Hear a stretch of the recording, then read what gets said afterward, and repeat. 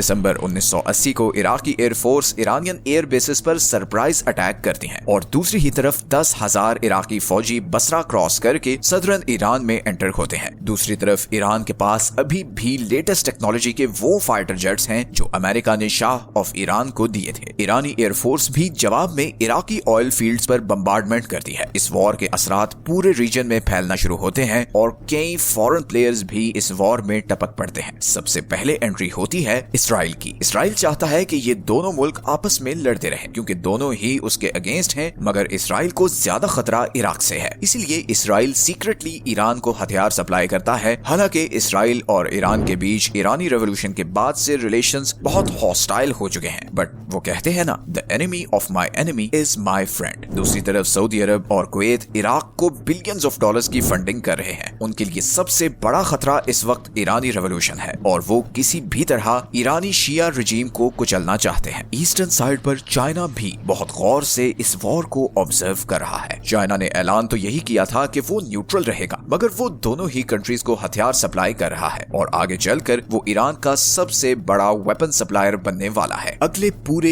एक साल 1981 के एंड तक ये वॉर इन बॉर्डर एरियाज में ही रहती है। कभी इराक आगे बढ़ता है तो कभी ईरानी फोर्सेस इराकी आर्मी को वापस पुश कर देती हैं। ग्लोबल पावर्स को यही लगता है कि ये वॉर एक स्टेलमेट में है, तो वो कोशिश करते हैं कि कोई सीज फायर हो जाए ताकि ग्लोबल ऑयल सप्लाई पर जो इस वॉर का इम्पैक्ट आया हुआ है वो खत्म हो। लेकिन ये तो अभी सिर्फ शुरुआत थी। सद्दाम सीज फायर के लिए मान जाता है, बट खुमैनी नहीं मानता, बिकॉज वॉर अब खुमैनी रजीम की जरूरत